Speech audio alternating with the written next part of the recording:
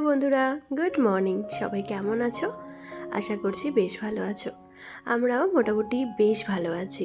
তুলি সংসারে সবাইকে অনেক অনেক ওয়েলকাম। চলে এসেছি আবার একটি নতুন ব্লগ নিয়ে। আজকে ব্লগটা বৃহস্পতিবারের, আমি সকাল থেকে তোমাদের সঙ্গে ব্লগটা শুরু করছি। চলো দেখতে থাকো।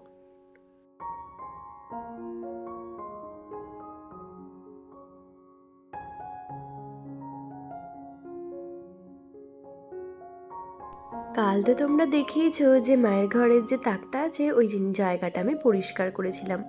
আর আজকেও ঘুম থেকে উঠেছি ওই 9:30টার দিকে। আর ঘুম থেকে ওঠার পর এই যে বিছানাটা বা এই ঘরের পুরো জায়গাটা আমি পরিষ্কার করেছি। ওই জানালা খাট মাট সমস্ত কিছু মুছে সুন্দর করে গুছিয়ে রেখেছি। তারপর বেড কভার যেটা পাতা ছিল সেটাও চেঞ্জ করে দিয়েছি।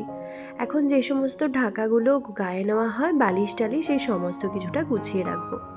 প্রত্যেক দিনকার মতো মাই এই সমস্ত কাজগুলো করে, কিন্তু যখন ওই যে আমি এসেছিলাম আর আমি তো অনেক বেলা পর্যন্ত ঘুমাচ্ছিলাম, তো সেই জন্য মা তো সকালবেলাতেই স্কুল চলে গেছে। আর মা যেহেতু চাকরি করে তো মায়ের সকালে স্কুল থাকে, তো মা চলে গেছে। আর যেহেতু মা চলে গেছে তাই বিছানাটা গোছানো হয়নি। ওই সকালবেলা বিছানাটা গোছানো এইটুকুই আমার কাজ। তবে এবারে ওই একটু আধটু এইটুকু কাজটা করে নিচ্ছি, যে ঘরটা একটু আধটু গুছিয়ে নিচ্ছি। আর বিছানাটা, এই যে বেড কভারটা, এটা আমাদের বাড়িতেও আছে জানো তো। এই বেড কভারটা ওখান থেকে কেনা হয়েছিল। আসলে আমার যখন ঠামার কাজ ছিল তো তখন ঠামার কাজেতেই বেড কভারটা দেওয়া হয়েছিল। তো আমি দিইনি, মানে ওই যে ঠাকুর মশাইকে দেয় না, তো সেই জন্য কেনা হয়েছিল। আর যেহেতু কাজটা আমার জামাইবাবু করেছিল সেই জন্য জামাইবাবু তো কিছুই নেয়নি, এইখানেই দিয়ে গেছে। তো সেই বেড কভারটা আমি পেতে নিয়েছি। আর এই বেড কভারটার কালারটা এত মিষ্টি, নীল রঙ তো আমার খুব ভালো লাগে। নীল রঙের বেড কভার বলো বা শাড়ি বলো। আর বেড কভারের ওপর দেখো একটা পাতলা ব্ল্যাঙ্কেট পেরে নিলাম। আমার মা বলছে এই পাতলা ব্ল্যাঙ্কেটটা ওপরে পাতা থাকলে নাকি বিছানাটা বেশ গরম থাকে। এমনিতেও তো এখন শীতকাল, তো এই ব্ল্যাঙ্কেটের মানে এই পাতলা ব্ল্যাঙ্কেটটা উপরে পেতে রাখি। আর মা যেহেতু পেতে রাখে সেই জন্য আমিও পেতে দিলাম। তো সত্যি কথা বলতে সত্যি এটা ভীষণ গরম লাগছে। আমাদের বাড়িতে তো আমরা এরকম পাতি না, কিন্তু এখানে মা পেতে রেখেছে, তো আমি সেটা দেখে সেটাতে শুচ্ছি। তো তো দেখছি বেশ বিছানাটা গরম আছে।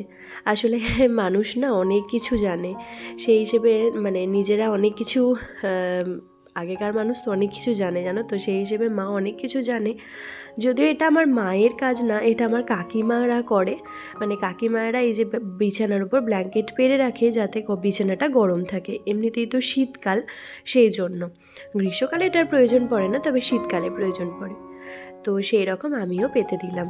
তারপর এই যে বিছানাটা এখন গুছিয়ে নিচ্ছি। মায়ের এই যে ব্ল্যাঙ্কেটটা, এটা কিন্তু মায়ের না, এটা আমার ঠাকুমার। এই ব্ল্যাঙ্কেটটা আমি ঠামাকে দিয়েছিলাম ঠামার যখন জন্মদিন ছিল, তো তখন। আসলে কি বলতো, আমার ঠামা না খুব একটা ভারী ঢাকা নিতে পারতো না। মানে এমনিতেই তো মানুষটা ভীষণ ছোট্ট পাড়া ছিল, তো সেই জন্য কোনো মোটা ঢাকা নিতে পারতো না, বা কোনো ভারী ঢাকা সেই ঢাকাগুলো নিতে পারতো না। তো সেই জন্য আমি এই ব্ল্যাঙ্কেটটা কিনে দিয়েছিলাম যাতে ঠামা নেয়। আর জন্মদিন উপলক্ষে বলবো না, এমনি আমি ওটা কিনে দিয়েছিলাম। তো যতদিন ঠামা বেঁচে ছিল তো তখন ঠামা এটাতেই শুতো। তারপর ঠামা মারা যাওয়ার পর মা শোয়। আর এখন আমরা যখন আসি তখন আমাদেরকে ওই ঢাকাটা দেয়। আর এই ব্ল্যাঙ্কেটটা ভাবলাম ওখানে রাখি, কিন্তু একটু অড দেখতে লাগছে, তো সেই জন্য ভাবলাম ভাঁজ করে ওই বালিশটার তলায় রেখে দিই, তাহলে দেখতে বরং অনেকটা ভালো লাগবে। আর এখানে জানো তো আমি কোনো ট্রাইপড ব্যবহার করিনি। ওই যে মানে একটা জায়গা সুন্দর করে সেট করে দিয়েছি, দেখছি বেশ সুন্দরভাবে আছে, সেই জন্য ওখানেই ক্যামেরাটা সেট করে রেখেছি। আর কালকে বুধবার ছিল, তো আজ তো বৃহস্পতিবার, লক্ষ্মী পুজো, আমাদের বাড়িতে লক্ষ্মী পুজো হবে, তো সেই জন্য কাকিমা ওরা কালকে রাতে আলতা পরেছিল আর আমাকেও পরিয়ে দিয়েছে। তো শেষমেশ বিছানাটা সুন্দর গোছানো হয়ে গেছে। চলো একবার ভালো করে তোমাদের দেখিয়ে দিই। আর তারপর এখানে দেখো দুই বাঁদরে কী করছে, দুজনে মিলে বালির ওপর উঠে নাচানাচি করছে। আসলে আমাদের ওই যে ঘর হচ্ছে না, তো সেই ঘরের যে বালি লাগছে ওটা খামারে ছিল, তো খামারে কোনো কারণে কিছু প্রয়োজন আছে সেই জন্য বালিটা নিয়ে এসে ঘরে রাখা হয়েছে। তো সেই বাড়ির ওপর দুজনে উঠে আর নামতে পারছে না, তো ইন্দু নামতে পারছে কিন্তু বেনিসোনা নামতে পারছে না, ওই জন্য দুষ্টুমি করছে। ভাবলাম তোমাদের সঙ্গে একটু শেয়ার করি। আসলে ওরা মামার বাড়ি এলে এরকমই করে, ভীষণ দুষ্টুমি করে একদম, মানে আমার কাকিমাদেরকে পুরো একদম জ্বালিয়ে দেয়, এত জ্বালাতন করে ইন্দুটা, বেশি করে ইন্দুটা ভীষণ জ্বালায়। আর আমার আলতা পরা দেখে ওরা দুজনেও কালকে কিন্তু আলতা পরে নিয়েছে। ছোটোবেলা আমরাও এরকম পরতাম না, আমার মা বা কাকিমারা যখন আলতা পরতো না ছোটোবেলা, আমরাও কিন্তু এরকম আলতা পরতাম। তো সেরকমই এখন যাচ্ছি ছাদে। আর আজকে খাওয়া দাওয়া বলতে জলখাবার খাওয়া হয়ে গেছে, মুড়ি খেয়েছিলাম। আজকে তো লক্ষ্মী পুজো, সবাই মোটামুটি ভীষণ ব্যস্ত, মা কাকিমা মেজো কাকিমা, তো সবাই মিলে। মা সকালের দিকে পুজোর জোগাড় টোগাড় সমস্ত কিছু করে দিয়ে, মায়ের আজকে একটা মিটিং আছে তো মা সেখানে গেছে। আর মেজো কাকিমা ছোটো কাকিমা দুজন মিলে ঠাকুরের ভোগ রান্না করছে। তো অনেক রকম অনেক কিছু ভোগ হয়, কিন্তু ঠাকুরের ভোগ বলে আর তোমাদের দেখাতে পারলাম না। যাই হোক, আমি এখানে এসেছিলাম ছাদে, ওই যে কয়েকটা জামা কাপড় মেলা আছে, তার সঙ্গে আমার জামা কাপড় আছে সেটা নেওয়ার জন্য। আর ওই যে দেখো দূর থেকে আমাদের মন্দিরটা দেখতে পাওয়া গেল। তো স্নান টান সেরে নিয়েছি, এখন চলে এসেছি একটু ঠাকুর ঘরে প্রণাম করার জন্য, যেহেতু আজকে লক্ষ্মী পুজো হয়েছে। আর স্নান করলাম, বেশ দুদিন পর মাথায় স্নান করলাম, তো সেই জন্য ভাবলাম একটুখানি ঠাকুরকে প্রণাম করে আসি।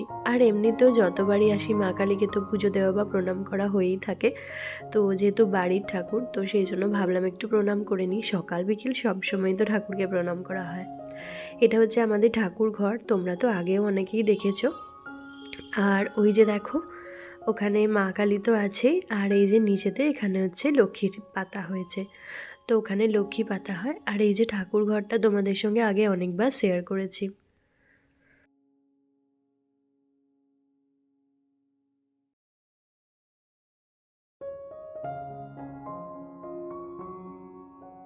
সকালের দিকে মায়ের ঘরটা পরিষ্কার করছিলাম, আসলে ওই যে ধুলোধালা ছিল, তো ওইগুলো একবারে সমস্ত কিছু নামিয়ে পরিষ্কার করে নিয়েছি।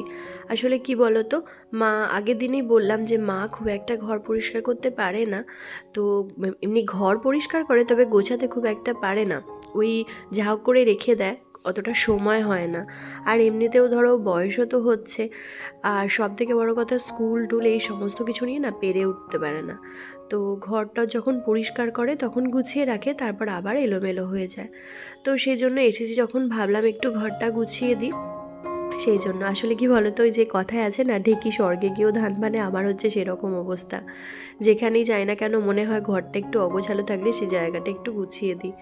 আমার মানে এটা একদম রুটিন হয়ে গেছে। আমার ঘরও যদি একটু আধটু ওলট পালট হয়ে যায় একদিনেতে, তো আমার মনে হবে যেন গিয়েই আমি সঙ্গে সঙ্গে সেই যে কাজটা করে নিই, সেই জায়গাটা পরিষ্কার করি। কারণ কি, ওই অগোছালো উল্টো পাল্টা দেখতে না আমার একদম ভালো লাগে না। আমি যখনই কোথাও যাই না কেন, তারপর আসার পর ওই জন্য আমার বাড়িতে প্রচুর কাজ থেকে যায়, আর সঙ্গে সঙ্গে আমাকে সেই কাজগুলো করতে হয়, কারণ ওই আমার সয় না। কারণ ওই মনে হয় যে যতক্ষণে ঘরটা পরিষ্কার করে নেবো মনে হয় সব থেকে ভালো লাগবে।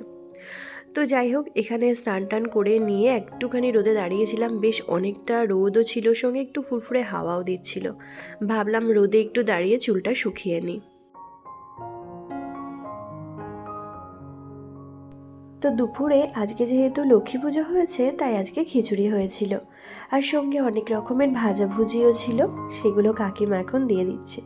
যদিও খিচুড়িটা একটু পাতলা হয়ে গেছিলো, আমি একটু ঘি ছাড়া খিচুড়ি খেতে পারি না, তাই আমাকে একটু চামচে ঘিও দিয়ে দিয়েছিল।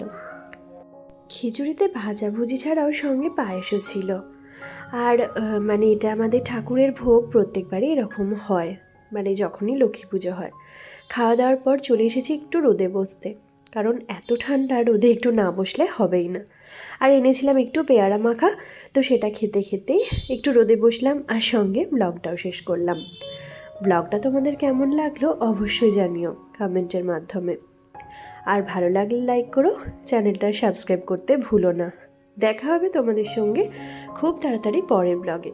ততক্ষণের জন্য সবাই ভালো থেকো, সুস্থ থেকো আর সাবধানে থেকো। তবে আজকের মতো টাটা।